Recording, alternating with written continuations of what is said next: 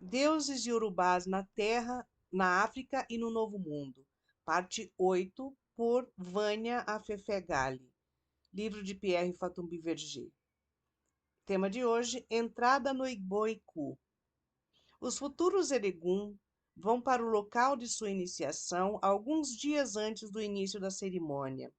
Sua consagração ao orixá se realiza em um templo já existente na cidade ou em uma roça das redondezas, ou então em um novo local que deverá ser sacralizado. Em todos esses casos, deverá ser reservado um lugar privado onde deverá viver os noviços, próximo ao local onde se realizarão as cerimônias públicas. Esse lugar, às vezes chamado convento por alguns autores, tem o nome de Igbo-Iku, a Floresta da Morte. Pode ser um simples quarto de uma casa ou um grande recinto cercado, permanente ou transitório, atrás do pátio da roça, onde os iniciados vão viver durante os 17 dias de sua reclusão, protegidos das intempéries por um simples tapume de palha trançada. A permanência do Igbo no a permanência no Iku simboliza a passagem para o além, entre a antiga existência profana e a nova, consagrada a Deus. Desde sua entrada nesse lugar, os noviços são obrigados a fazer abluções e tomar beberagens vegetais feitas com a infusão de certas folhas, cascas e raízes dedicadas ao orixá, iguais às que serviram à preparação do Odu Orixá, descrito por Epega, reforçando assim a ligação entre este e seu futuro Elegum. Essas beberagens, abluções que contêm o axé, a força dos deuses, parecem exercer uma ação sobre o cérebro dos iniciados e contribuir para deixá-los num estado de entorpecimento e de sugestionabilidade que fará deles criaturas dóceis e aptas à consagração. A Isum. Na noite de proceder o começo das cerimônias de realização, realiza-se o A-Isum, não dormir, a vigília noturna durante a qual os participantes da festa chegam em pequenos grupos, cumprimentam-se uns aos outros, falam das últimas novidades, sentam-se aqui e ali, descansam e bebem alegremente vinho de palma. Mel ou de álcool abatido por destilação, oti. No decorrer das iniciações observadas para Xangô, encontravam-se prestes ao Mogbak Xangô aqueles responsáveis pelo bom andamento do culto e guardiões do axé. Caracterizam-se por não entrarem em transe como os eleguns. A Yaxangô, do lugar do Iaeguê, a mãe da comunidade, encontra-se também presente. É ela quem transmite o axé aos novos eleguns.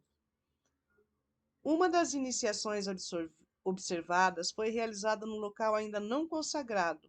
Foi preciso prepará-lo, pois no dia seguinte seria realizado o batismo de sangue dos noviços. Cavaram um buraco no chão e vários elementos foram ali despejados.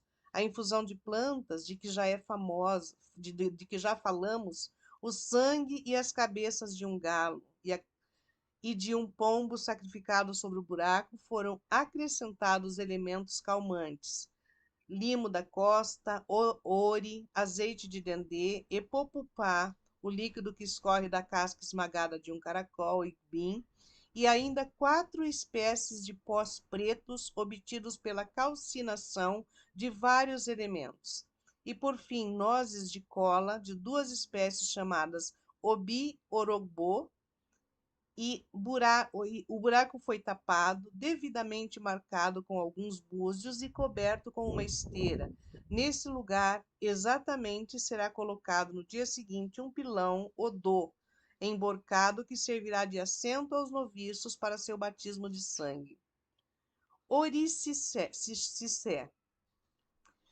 O primeiro dia é chamado Orixicé, cumprir a tradição, termo correspondente ao sundile de origem Fon, significado primeira saída dos iniciados, empregado nos trabalhos precedentes.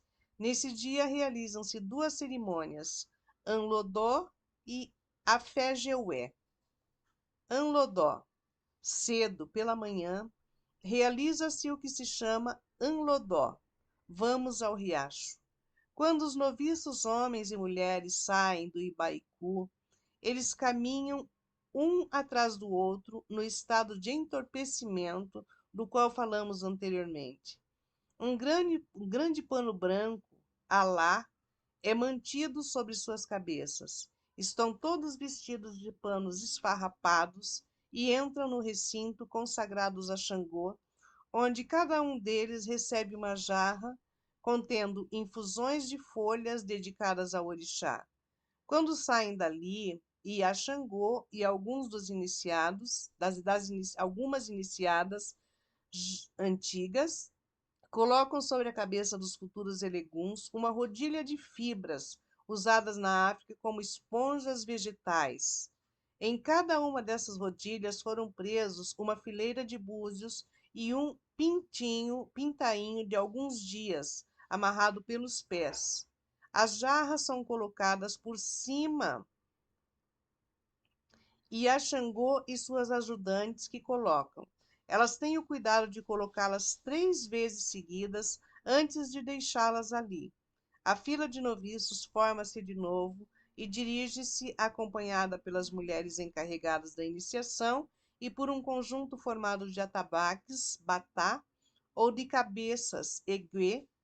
Esse pequeno grupo dirige-se a um riacho ou uma lagoa situada no meio de uma floresta sagrada da vizinhança. Os noviços vão com o corpo inclinado para a frente e a cabeça levantada para manter o equilíbrio da jarra. Caminham dançando, seguindo o ritmo dos atabaques, e de vez em quando esboçam alguns passos mais firmes, com os joelhos dobrados. Muitas vezes um elegum de Exu precede o cortejo para que nada de desagradável aconteça. As iniciadoras e os noviços são os únicos a penetrarem a floresta. Os músicos e as pessoas da escola param e esperam na proximidade. À beira do rio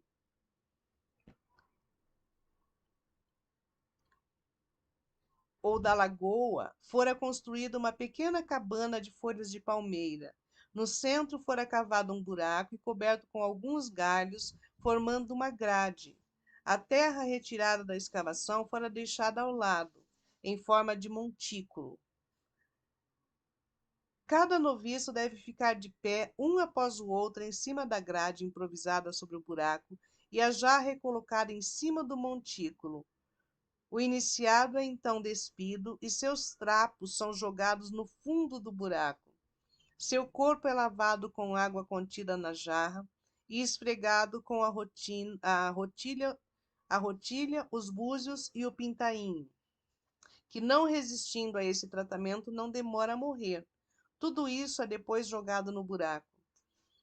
A operação consiste ao mesmo tempo num sacrifício de substituição e de purificação das faltas que tivessem podido manchar o passado dos noviços. Assim, uma vez purificado, seu corpo é enxaguado com a água do riacho e vestido com um pano branco. Colocam-lhe na cabeça uma nova rodilha e a jarra contendo agora água do riacho. Quando o último dos noviços terminar essa obrigação, tornam a fechar, socando a terra com os pés.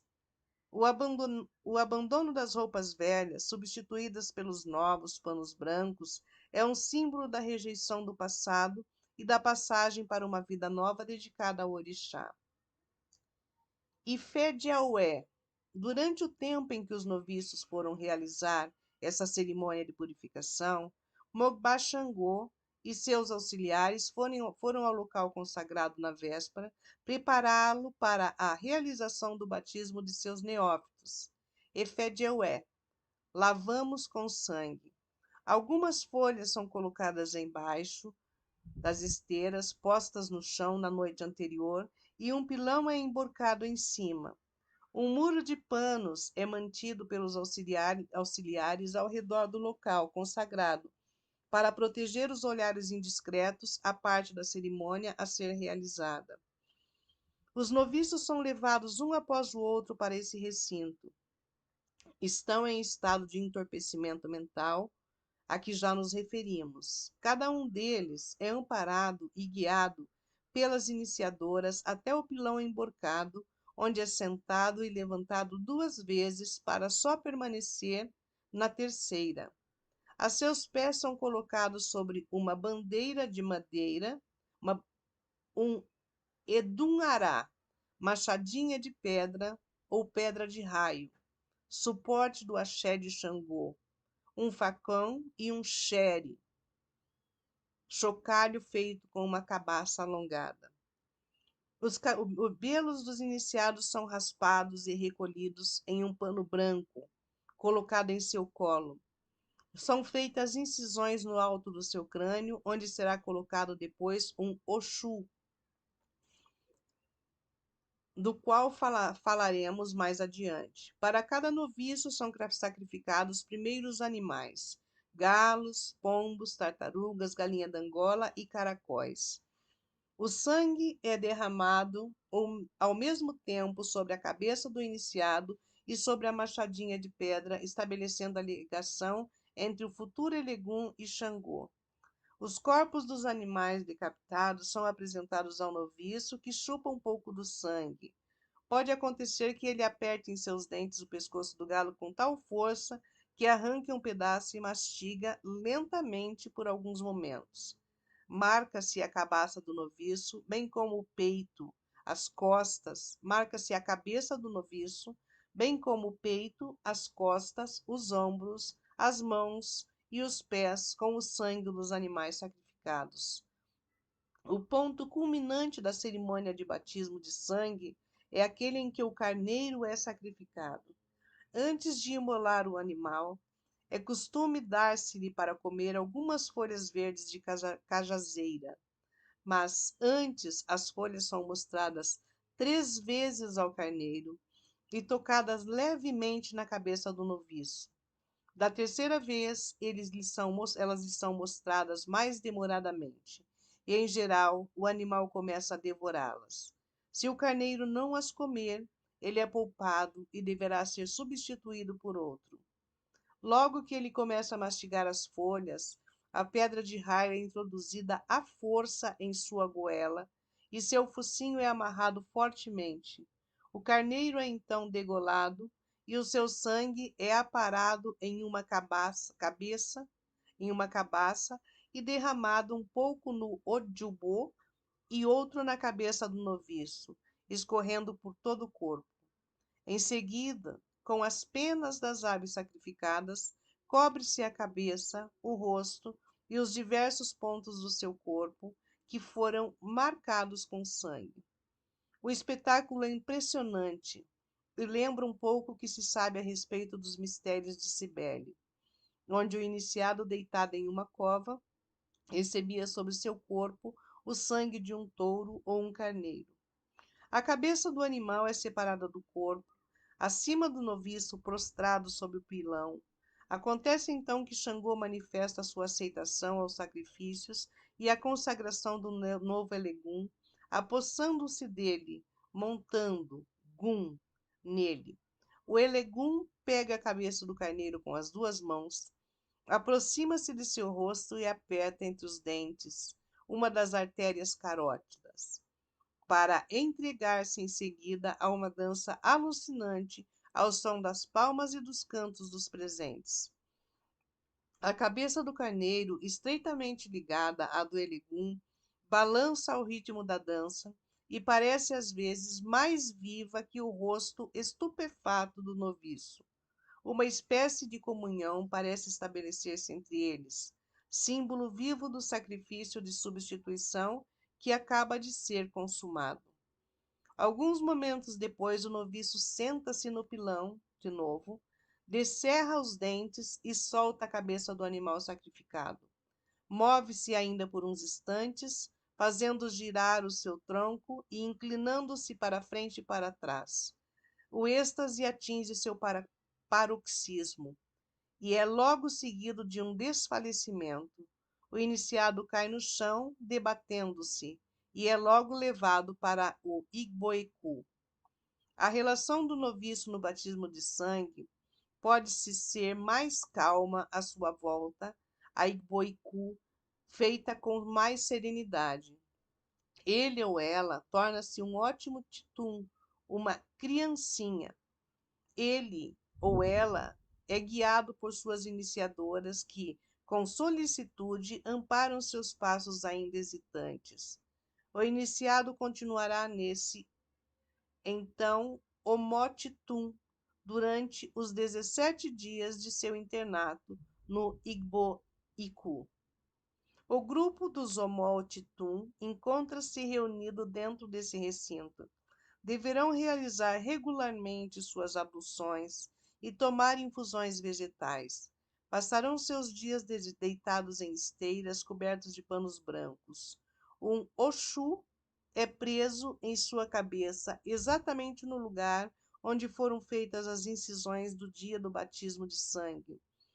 Este Oxu é uma pequena bola do tamanho de um ovo de pombo, feita de um aglomerado de folhas reservadas a Xangô, embebidas no sangue dos animais sacrificados, às quais acrescentam-se elementos de uso constante nas oferendas: ratos, ecu e peixes ejá, que simbolizam noções complementares como a terra, água, masculinidade, feminilidade, esquerda, direita. Pena de galo das Campinas, alucô, de cuco, agbe, de papagaio, odidê, de garça, lequelequé, cujo simbolismo é mais difícil de interpretar. Tudo isso é pilado e comprimido para formar o Oxu, cujo objetivo é sacralizar a cabeça do iniciado. Este será chamado a partir daí Adosho, que significa aquele que usou um Oxu, prova incontestável de sua iniciação. Ijetá ou Ijefum. O terceiro dia da iniciação, Ijetá, é o dia de Efum, quando o corpo do iniciado é marcado com traços de giz branco. Nesse dia, realiza-se a primeira aparição em público dos Omotitum. Eles vão todos até o riacho na floresta sagrada, levada por seus iniciadores. Sua atitude de completa submissão revela que eles passaram a um estado de crianças de tenra idade.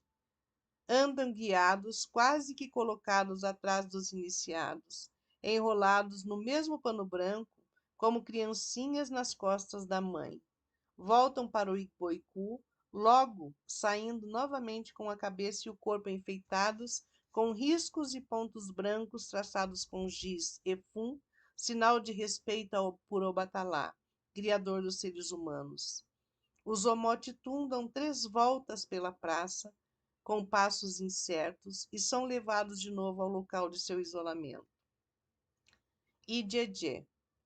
O 7º dia, Idjedje, é o dia do Wadje, no qual a cabeça dos Omotitum é pintada de azul anil, arô, com acréscimo de desenhos feitos com ossum, um pó vermelho extraído da casca de uma árvore.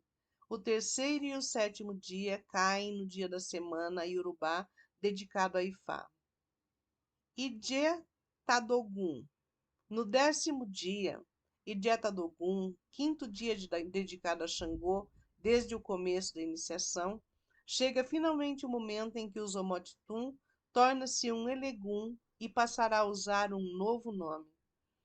Esse dia é marcado por 2 cerimônias: a da escolha do novo nome e a da reaprendizagem das atividades da vida diária.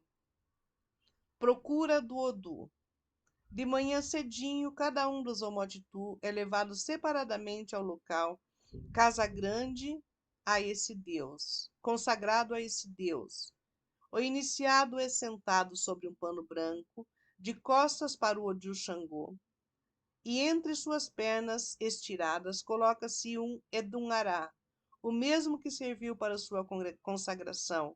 Os deuses do dia de Oroxixé e a Xangô pergunta-lhe: procuras o poder do orixá ou dinheiro? O candidato responde: é o poder do orixá que eu quero. Em suas mãos juntas, ele recebe da Yaxangô 16 búzios com os quais fará a adivinhação. O Omotitum esfrega os búzios nas mãos, com elas aponta para os 4 pontos cardeais, para o alto e para o chão. Toca-se vezes na testa e joga-se sobre o pano, entre suas pernas. E a Xangô examina a posição dos búzios, contando os abertos e os fechados. E em voz alta anuncia o resultado, provocando comentários dos espectadores. Os búzios são lançados 2 vezes para determinar o Odu, ou o signo que de agora em diante governará a vida do iniciado. Um deles obteve 2 vezes o número 6, Obara, que designa Xangô, e foi felicitado por todos os presentes, pois, como veremos mais adiante, esse resultado deu-lhe um nome prestigioso. Reaprendizagem das atividades da vida cotidiana. Graças à determinação do Odu, os iniciados encontram uma identidade, uma personalidade, mas falta-lhes ainda reaprender os gestos e as atividades da vida cotidiana. Eles são considerados como tendo esquecido tudo de sua vida anterior, a que precedeu os 17 dias passados no Igbo-Iku, a Floresta da Morte. Os 18 iniciados são divididos em 2 grupos, rapazes e moças. Os primeiros, cercados por seus instrutores, imitam a partida para o campo com uma enxada no ombro e um cesto na cabeça. Fazem gestos de cultivar a terra, de semear o milho ou subir no tronco de uma árvore para cortar cachos de dendê. Aos primeiros golpes de facão dados, caroços de dendê, e grita com uma falsa admiração: ah, que belo cacho acaba de tirar! As moças fingem ir buscar água no riacho, com uma cuia ou um pote na cabeça, ou ir apanhar lenha no mato. Os 2 grupos voltam ao terreiro ao mesmo tempo e simulam ir ao mercado, vender e comprar. Depois, a volta à casa para acender o fogo, cozinhar, etc. Todos os gestos da vida reencontrada são executados em uma atmosfera de humor e de alegre descontração. Depois do longo período de recolhimento, de resignação e de langor passado no Igbo-Iku. Aproxima-se o fim da iniciação. Colocam-se esteiras no chão, diante do local consagrado a Xangô. Os novos adocho estão sentados entre as pernas estiradas de seus iniciados, postados atrás deles.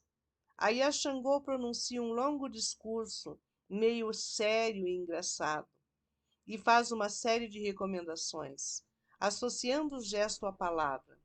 Esbarra o pé em um iniciado sentado à sua frente, puxa-lhe a orelha, toca-lhe a testa, declarando: se alguém te der um pontapé, te puxar as orelhas ou te der pancadas na testa, por descuido ou acidente, não precisas dizer nada. Mas se exagerar e o fizer de propósito, pois é preciso que te vingues. Em seguida ela diz: se alguém à noite passasse com uma lâmpada acesa atrás de ti. Essa possibilidade, sugerida pela Yaxangô, teria como consequência deixar que o iniciado visse sua sombra, o Didi, que obriga seu Emi, que é, ao mesmo tempo, seu sopro, sua alma, seu espírito e seu princípio vital. Isso constituiria um ato repreensível, feito com intenções hostis. Uma das iniciadoras gritou horrorizada quando viu evocar um tal sacrilégio e rolou pelo chão, arrastando consigo por contágio todos os outros adochos e seus iniciadores. Depois dessa cena de confusão, eles foram levantados e sentados novamente.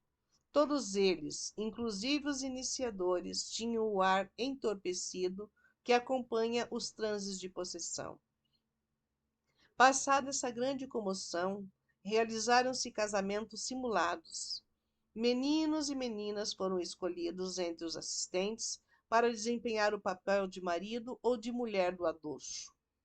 As pernas de cada casal foram cruzadas em sinal de união e novas recomendações foram feitas. Uma mulher pertencente ao culto de Xangô pode ter relações com um homem que não segue o mesmo culto, mas não com um homem que faça parte do Egbê de Xangô.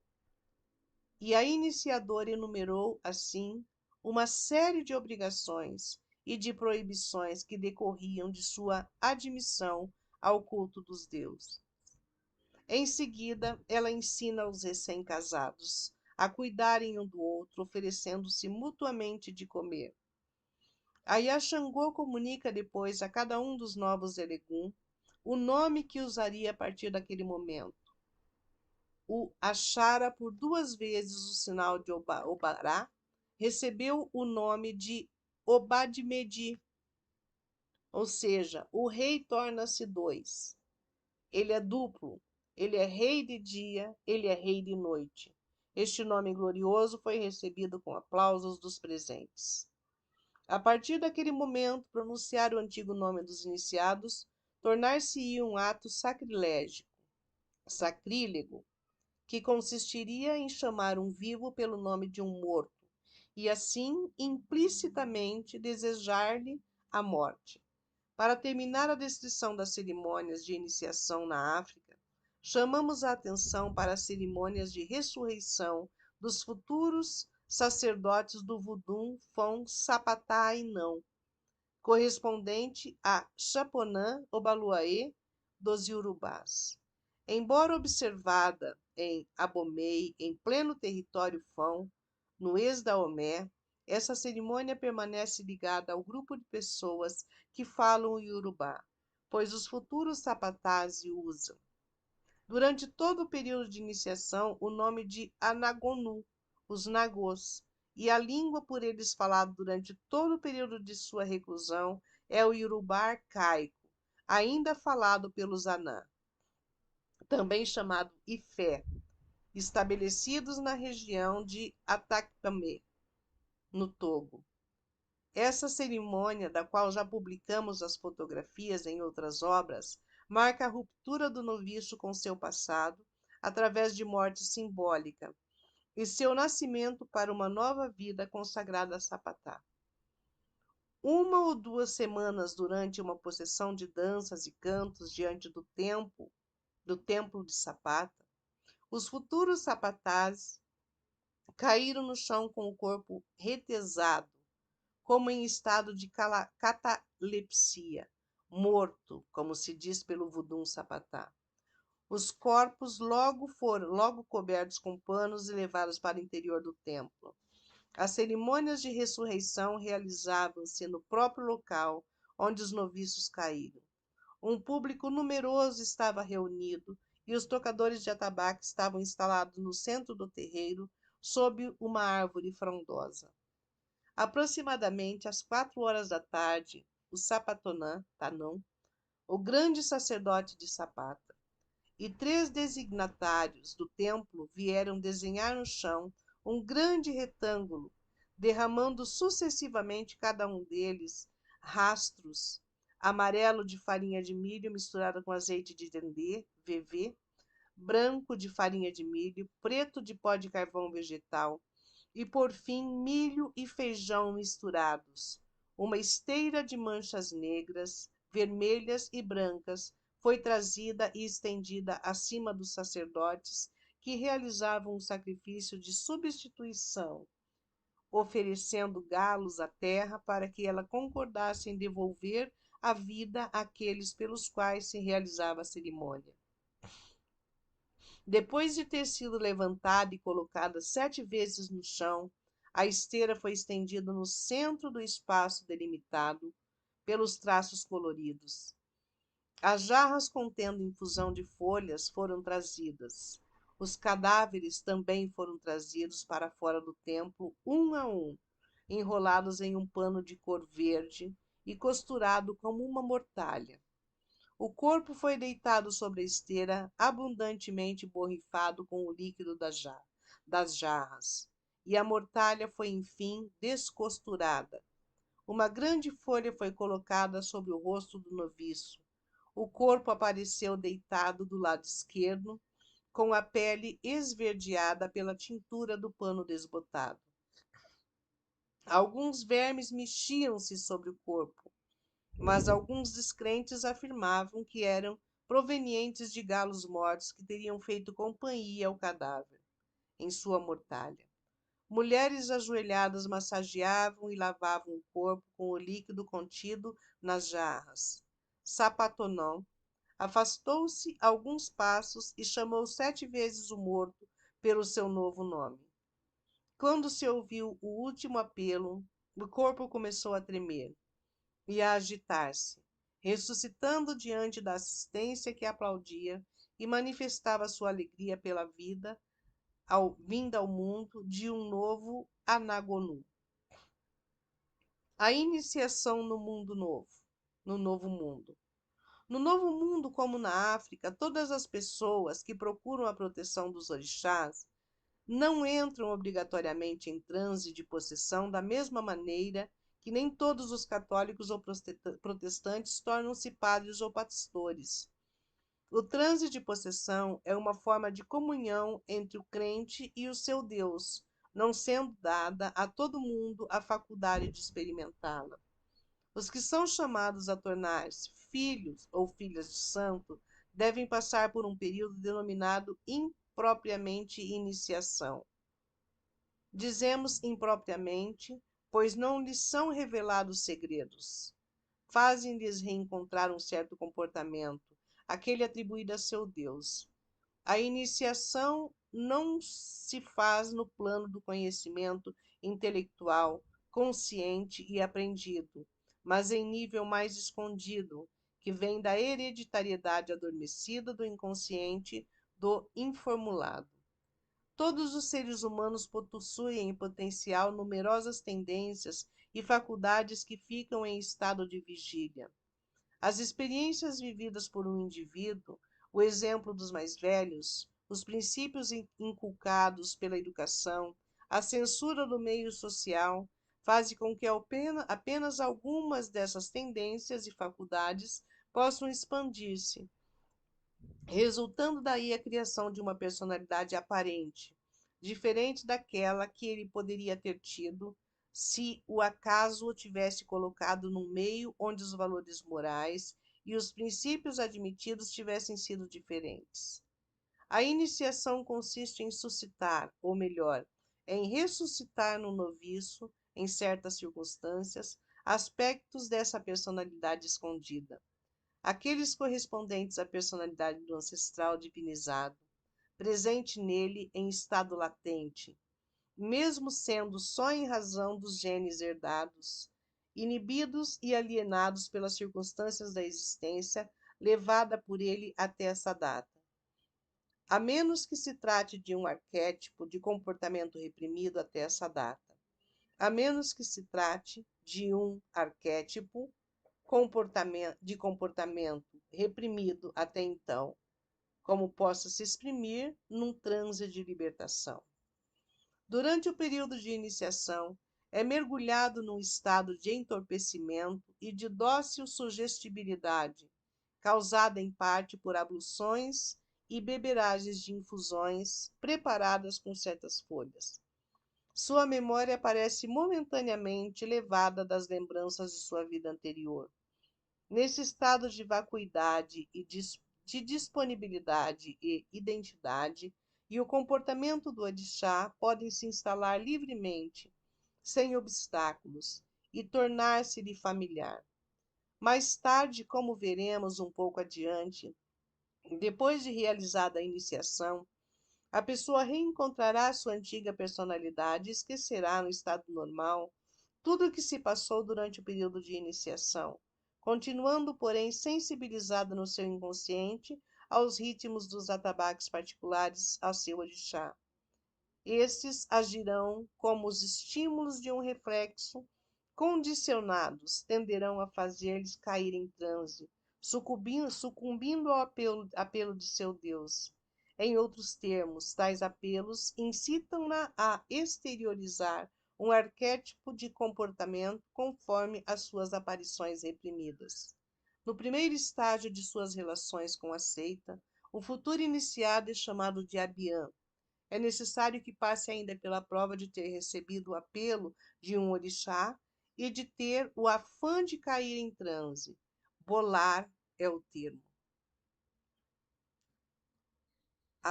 Parte 8, a parte 9, consiste em cerimônias. E nós iniciaremos em seguida cerimônias da África. Por hoje é isso, muito obrigada.